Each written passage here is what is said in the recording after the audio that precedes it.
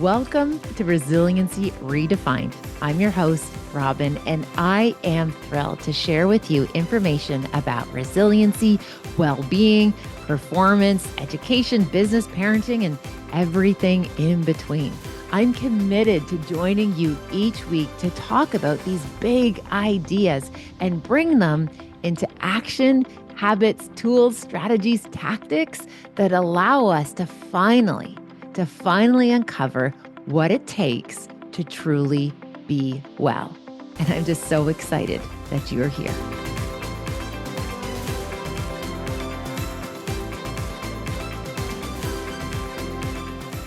Hello, everyone. Welcome back to Resiliency Redefined. I'm your host, Robyne, and today I thought we could take a deep dive into the idea of happiness.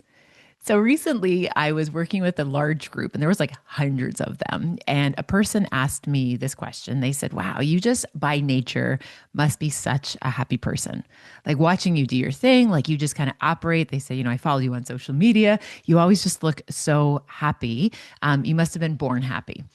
Now, this gave me so much to think about. And we had a very interesting conversation about happiness and what that looks like and how we cultivate happiness practices. And I really wanted to bring some of that learning and those insights to the show today. So thank you for joining me for a conversation about happiness.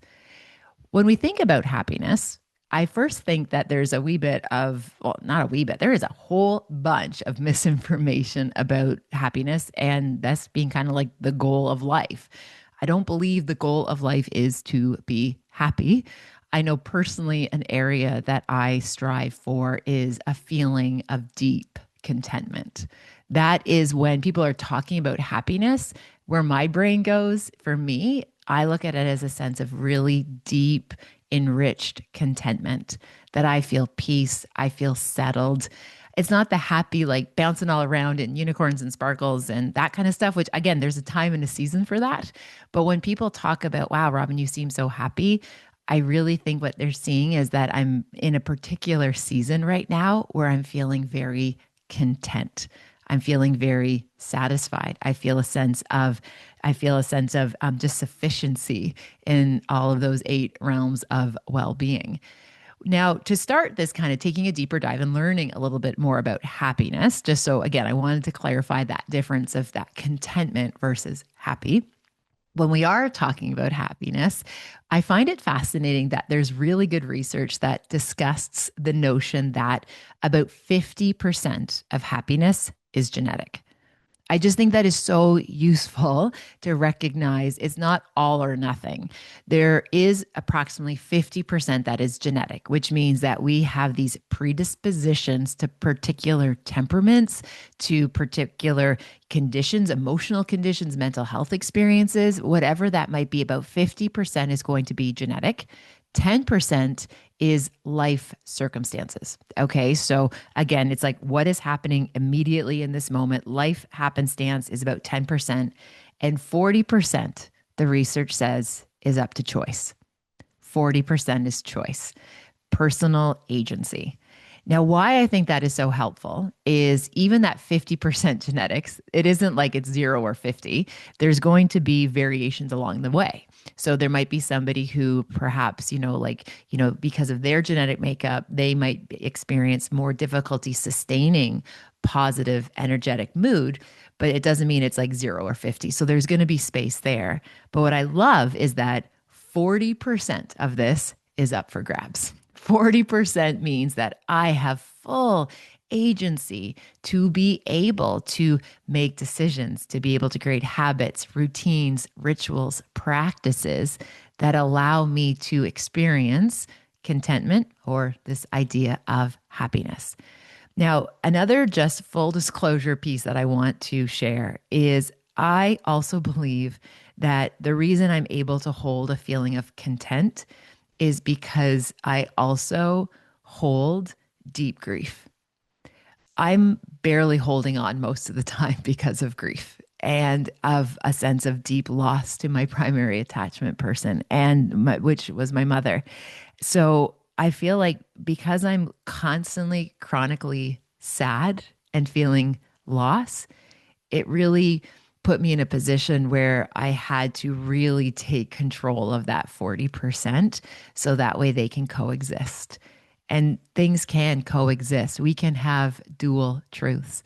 I can live in a chronic state of grief and at the same time, I'm able to enjoy deep satisfaction, deep excitement, and again, happiness and joy. Those things aren't mutually exclusive. Now, there was a season, though, where I wasn't able to hold both. I hadn't learned yet how to work and carry my grief. And as I said before on this podcast, that grief rewrites us. Our grief changes our biology, it changes our psychology. Physiologically, we are different after a grief episode. And just last week, I was connecting with a group in Toronto of senior leaders, and I made reference to the fact that grief rewrites us.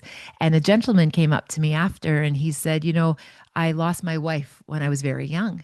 She was very, very young. I was very young and I lost my wife." And he said, "Until you said grief rewrites us," he said, "I didn't even realize that my life was divided in a before and after, when she was alive and then when she wasn't alive." And we had a beautiful conversation about grief. And I'll tell you, conversations about grief, oh my goodness, I just, they are so sacred. So when anyone shares with me conversations about their loved ones, oh gosh, just so you know, like I feel so fortunate to be able to hold space and be in community when somebody's sharing with me those losses and that pain, but also how these people lived and what they meant to one another. I believe this also. I believe this idea as well that, you know, grief and the depth of the grief is a testament to how much we love them. So again, grief is a whole other piece. But when we think about happiness, you might be wondering, Robyne, why are we talking about grief? Well, I think the people who are able to experience happiness in spite and despite of what they've navigated is part of the practice. And that's where that 40% comes from. Now, from biological level, to kind of stay on that, we know that there are happiness hormones. There are hormones in our body that actually allow us to feel good. So dopamine is an example. We also know that there's oxytocin, which is the love hormone. We get that when we pet puppies. And yes, sidebar, Navy and Memphis are giving lots of oxytocin to our family right now, and even our neighbors and anyone who comes across them. They are little oxytocin dealers. They are just throwing out the good vibes wherever these puppies are out and about and what they're doing. 12 weeks old now, Navy and Memphis, and things are well. So, okay, so those are the oxytocin. It's the love hormone. It's that smell that's invoked when we are with a baby. Babies help us release oxytocin. Even looking at a picture of a family vacation or something that gives you a sense of fondness, that's going to release the oxytocin. The dopamine is kind of what we call the doing happy hormone. So it's like putting something in your cart, okay? Like online shopping is good, digital, maybe a little dirty dopamine. But again, even just the act of buying something, acquiring something, finishing something. Now, not all check marks are equal. Some of them will release more dopamine, but the body will take what it can get. So hence why we sometimes do procrastinating behavior to go after the quick dopamine hits, because the deeper dopamine, although it will last longer, we usually have to work harder for it. Okay, so we have oxytocin, we have the dopamine, we also have the serotonin, which is like sun, nature, it's outdoors, movement. That's the serotonin that gets pumping through our system. And then we also have a little bit of the endorphins, the outdorphins. Some people call it when we get outside, outdorphins. Really, it's this kind of idea about endorphins, which is through big movement. So that would be like a massive house clean where you are like not quite rage cleaning perhaps, but you know, when you're really in it, you're moving around and then afterwards it's like so satisfying. I still remember one time doing a massive house clean, and I remember the kids were little, and I go through this kind of notion where all of a sudden I hit these walls where there's just too much stuff and I have to like put things up in donations. And I remember one time Ava yelled like, "Grab a pet." I'm like, "Hey, I have never donated a pet yet." But they literally were like, "Quick, grab and, shelter in place," kind of thing when I went on a wee bit of a rampage, tidying things up. I digress. Back on it. So the endorphins are through big movement. So that would be like running, a big workout. There's also a wee bit of research that's showing that endorphins are released during hot exposure. So through saunas, we're getting some endorphins there. But it's the exercise. Thinking about kind of like the exercise, the big movement. So, our bodies essentially are these wee little pharmacies, and we are able to invoke those happiness hormones. Now, this is where the genetic component comes in, where some people aren't able to access them or have them sustain as long. But the reality is, we are able to cultivate them. So, practices and actions that are going to bring more opportunities for that oxytocin, the endorphins, the serotonin, and the oxytocin. So, those are the happiness hormones. Now, the other piece about happiness, when we look at the research, there are a few common threads: purposeness, a sense of purpose-filledness, the fact that what we do matters, this idea of meaningfulness, that really helps contribute to us feeling a sense of contentment or happiness. Now, if we're doing, for example, a job that on the surface doesn't look like it's purpose driven, like it doesn't look like this is like we're not saving baby dolphins, we're not changing the world. It's just like, oh, really, there's no purpose there. That's a bit of a misnomer, because if your purpose is to providing for your family and you're doing this, task that from the outside looking at it says like that's not really purpose driven, but it is if it's fulfilling the purpose of you being able to support your loved ones, for you being able to provide for your family.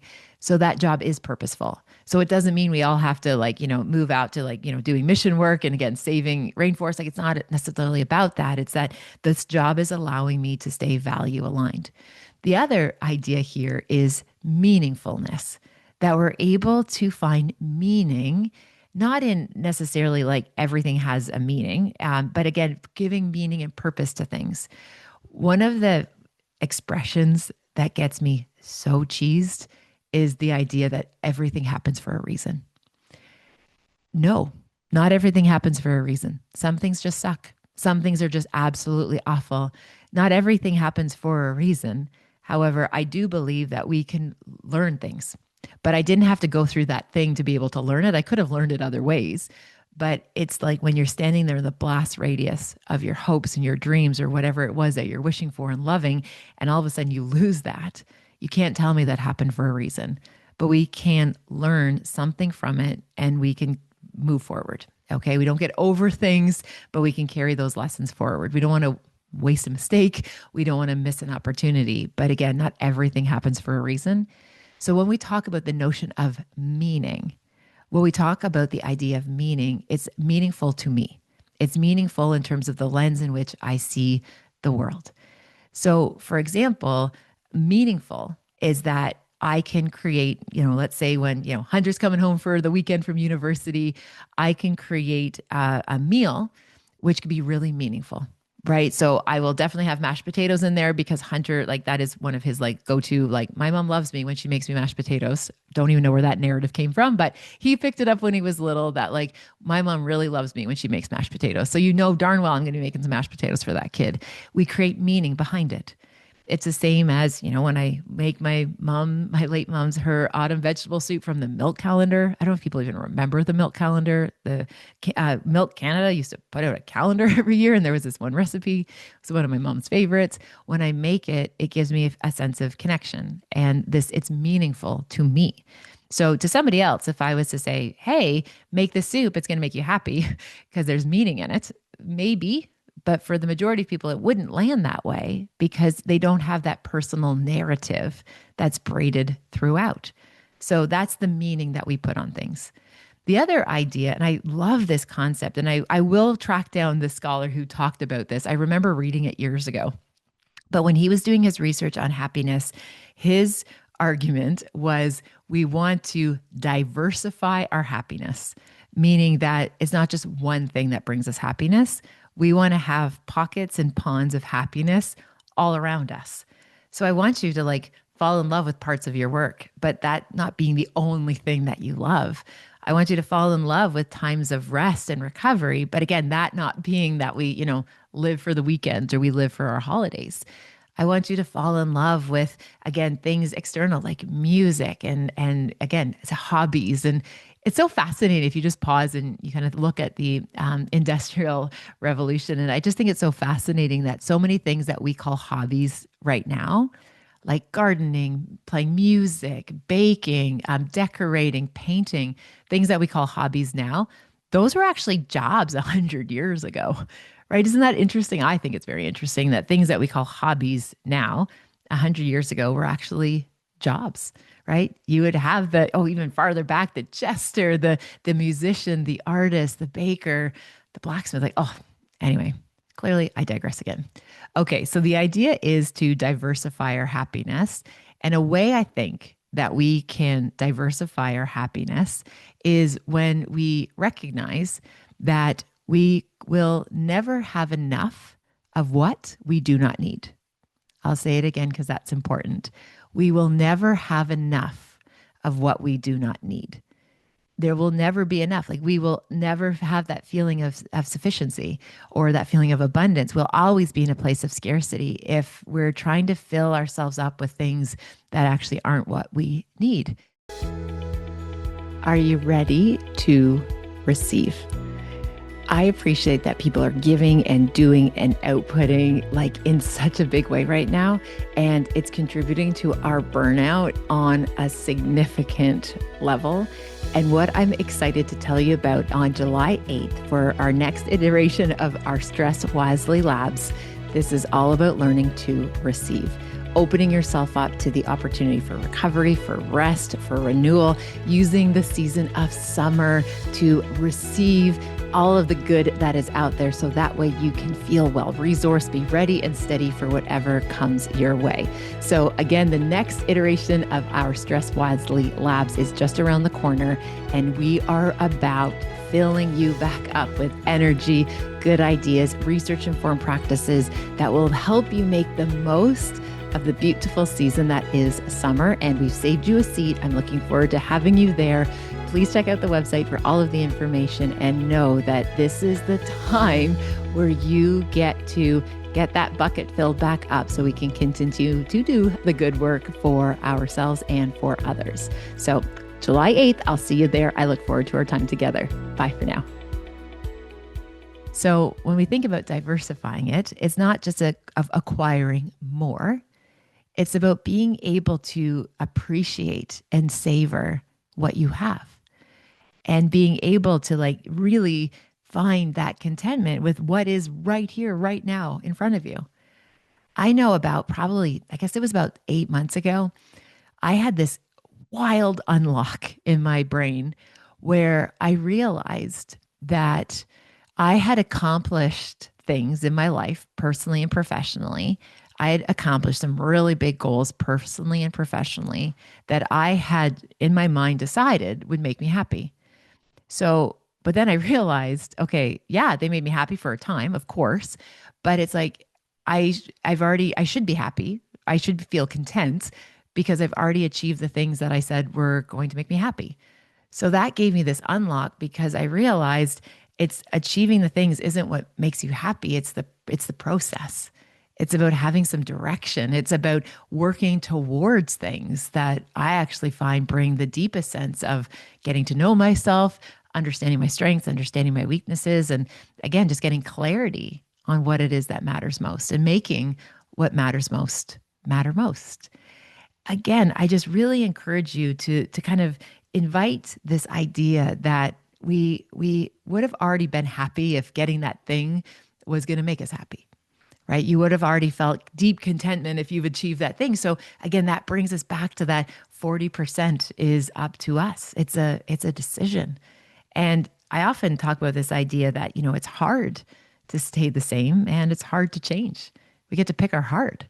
Do we want to be in that place of evolution where we're learning and we're growing and we're expanding versus that place of kind of, digging in and feeling a wee bit resistant to change and kind of doing the things we've always done, trying to kind of get something different? There's that expression that I've used before. And again, I still don't know if it's socially appropriate to say it, but the idea that even a blind squirrel finds a nut every once in a while, even a blind squirrel finds a nut every once in a while. And I really believe that a deep sense of happiness and contentment, I do believe it comes down to intention and by design. It's not going to happen by chance. It's not going to just fall in your lap one day that all of a sudden you feel satiated and happy and just so satisfied. It's an act. It's an action. It's something that we have to do to, again, be present to what's happening around us. Okay, so those are some big ideas, but like let's get really particular on okay, what does that actually look like? What's the how to it? What I think makes a really big difference right now with the current state of the world and allowing yourself to be happy or content is first and recognize that you can have dual truths. The world can be unwell and you are allowed to be well. Right now, I think people are trying to dim their light. They're trying to be like, oh my gosh, how can I be happy when the state of the world looks like this? It's okay to be both. It's okay to be aware of what's happening in the world and also fall in love with your life. Just be deeply connected to things that matter most to you. That's absolutely okay. The other gentle invitation here is to notice, where do you keep repeating the same mistakes? Where do you keep repeating the same lessons that you are not picking up on? Because we repeat what we do not repair. Now, there was a quote that I came across a wee while ago on social media, and it said that uncommunicated expectations, so uncommunicated expectations are premeditated resentments. Oh my gosh. I believe it was Chris Wilkes that said that. Unexpressed expectations are premeditated resentments. So it's like you're like cheesed before you're even cheesed, right? Like it's like premeditated getting upset with someone if we're not talking about our expectations. What that has to do with this conversation is this idea about we repeat what we don't repair. But if we don't communicate our expectations, then we have this like premeditated resentment. We're going to end up in these kind of emotional traps. And I know just recently I put out an invitation and the invitation to get together with a group and the invitation, I hit the stone wall, which happens often. I had a moment where I realized I hadn't actually expressed my expectation. I didn't actually say, hey, it would mean a lot to me if you could show up with me and my family, we could celebrate this thing. I didn't express that. It was more just like, hey, are you available to join us for this celebration? And I got it. No, too busy. Okay, fine. But the reality is I hadn't expressed how important it was to me for them to be there. And then what was interesting when I realized, wow, I haven't even expressed this, I did that. And then I got the no. Okay, cool. I'm done.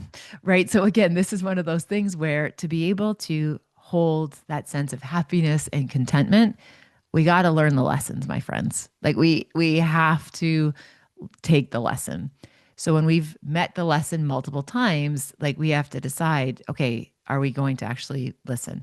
And I've shared this before that sometimes there's some unlearning that has to happen. And, being mindful about, seeking out approval, for example, of someone who is not perhaps skilled enough to be able to give you that approval. Or also, if this is a person you wouldn't go to for advice, why would you go to them for approval? Okay, now that's my third solid digression in our episode. Bear with me. Let's get back to what makes us happy. What can we do? I want you to have your go-to things that we know elevate your mood. So again, what are some of your go-tos? I would encourage you to have your go-to playlist of music that you can listen to when you just want to like stop adulting, stop carrying the weight of the world, where you can just be you, your favorite self, whatever that looks like. So listening to music. Just recently, I had a chance to have some friends visiting from out of town. Shout out to Jill and Nick. We got to go see James Blunt. And for people who know my very random music taste, James Blunt is up there in my top 10. I tell you, I was so excited at that concert. And it was at Massey Hall. It's a small venue, like 3,500 people. James Blunt comes out on stage and I literally am like shaking. I am so excited. And I turn to my friends and I'm like, it's James effing Blunt. Like I am finally in the same space as this person. And I had such a special time listening to that music. I love live music. Again, it's this idea that like I savored the moment, right? Savoring the moment, whether it's a concert, whether it's your first cup of coffee in the morning, savor it. Just like marinate in how much you enjoy it, how much you love it. And starting your day or bringing in things that you love that are so idiosyncratic to you and just appreciating them and being present for it, it feels really amazing. Now, on that note about appreciation, just yesterday, I was talking to a group and they said they thought appreciation was like a little bit like overdone, that it was like a hype cycle, that like really, like, does it really make that big of a difference being appreciative? It is not a hype cycle. Appreciation is a way of being. It's operating from this place of humility. It's operating from this place that I think of deep values of recognizing that, things are, this matters. This is really, really good. Do you know what's funny? The one and only Phil M. Jones, he has this kind of expression that he uses where he talks about like the value of things and appreciating things. And he makes this kind of reference that, like, how much is this like pink floating unicorn thing worth to you? Would you pay $1,000 for this raft, this pink floating unicorn raft? Would you pay $1,000 for it? And, most of us would say, no, I would not pay $1,000 for a floating pink unicorn raft. And then he says, well, what happens if you're on a boat and it's sinking? How much would you pay for that floating raft? $1,000 seems like a steal. Again, it's the savoring and creating value in the things in the moment.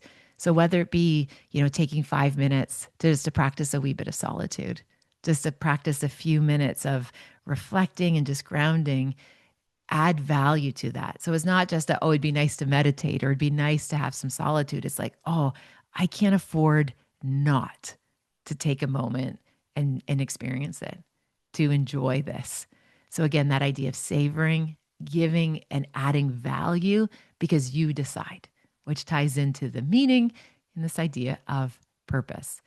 The last kind of idea on this to kind of land this plane, as I've noticed I seem to say quite often in these podcasts, is this idea about kind of reimagining what, again, contentment feels like for you without having to explain it to anybody else. I think there's so often, you look at these highlight reels on social media and it's like, oh, I would be happy if I was doing this thing, or I'd be happy if I was doing that thing. Yeah, maybe we all want to be invited to that party, but none of us really want to go, I think, because again, it's like actually doing it your way, being open to doing it your way. And I think that being able to share with a small group of people and being able to be in community with that small group of people, having people in your corner, like that feels really good. And I think that actually feels better than some of these big hype things that we see about everybody else. And it looks like everybody else is in these massive groups and these tribes and doing all these crazy, wild things. It's like doing the few little things that are sacred to you with a few of those sacred friendships or sacred relationships that you have, and just savoring it and appreciating it is, to me, that's priceless. Now, one last little note, because again, I want to always make sure that this is useful. I want to encourage you to, if you are looking for ways to bring in some gratitude, which will help with contentment and happiness, this practice, I've used this before, I talk about it often, it's habit stacking. So if we want to get a new behavior into our repertoire, pairing it with the behavior you already have is a definite way to do it. Habit stacking is a go-to. Where I built my deep gratitude practice actually was because I habit stacked gratitude with drinking coffee. So every time I would pick up a coffee cup, and a little shout out to Hunter for bringing me back a Super Mario Princess Peach coffee cup for folks who are watching this.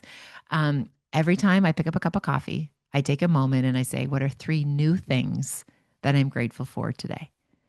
I don't want to be on autopilot and just say like my faith, my family, blah, blah, blah. Like it's like a laundry list. Like you want, obviously I'm very grateful for those things, but what are 3 new, novel, just things that you're noticing that you're grateful for today?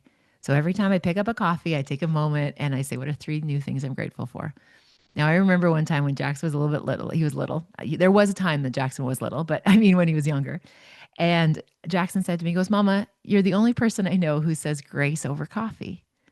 And I paused and I thought, okay, that's weird. We say grace over meals as a practice in our family. But I'm like, dude, I don't say grace over coffee usually. He goes, no, you do. Mommy, it's so obvious. You like pick up a coffee even when we're going through the drive-through and you get it and then you pause. You kind of like take a moment and then you smile and then you start to drink it. It's like you say grace over coffee. And I'm like, oh, Jax, that's not me saying grace over coffee. That's me saying 3 new things that I am grateful for. I call to mind 3 new things that I just appreciate so much and I give thanks for it. And Jack said, Mama, isn't that grace? Well, yeah, Jax, it is. So maybe I do say grace over my coffee. My friends, I hope the takeaway for you here, that there was one takeaway for you here, but the one that I do really hope you see is that there's a huge component of agency in choosing to find things that you're happy about. You're choosing to find things that bring you a deep sense of contentment, a feeling of sufficiency. There is a genetic component to this 100%, and lifestyle, life circumstances, that plays into it as well. But there is so much more within our control when it comes to our happiness than I think we give ourselves credit for or we are aware of. And the reality is, if we're focusing on what's outside of our control all the time, we're losing the power to operate on the things that are within our control. I'll say that one again because it's important. When we're focusing on those external things outside of our control, we are surrendering an area where we could have agency with the things that are within our control. And I'll tell you, if you can sway the deck by 40%, those are pretty good odds. So I hope you can find something today that brings you a sense of contentment, a feeling of just savoring some little moment, whatever that is. And please share it with me. Tag me, share it with me, DM me. I want to know where you can find just the little micro burst of something that brings you joy, whatever that might be. My friend Peter Katz calls these joy snacks. So let's fill up the emails today and some social media with some joy snacks. Friends, thank you for listening. Take good care and tune in next time for the next episode of Resiliency Redefined. I'm so glad you came today. Bye for now. Thank you for spending time with this podcast episode today. I hope you found something helpful in Resiliency Redefined. Please feel free to share it with somebody who you might think could benefit. Maybe there was something useful, something in particular that you think you could pay forward. Also, if you have a moment, please feel free to rate and review this podcast wherever you like to listen to your podcast. It means the world to me. And again, thanks for your time. Thank you for your interest. Take good care, and I'll see you next time.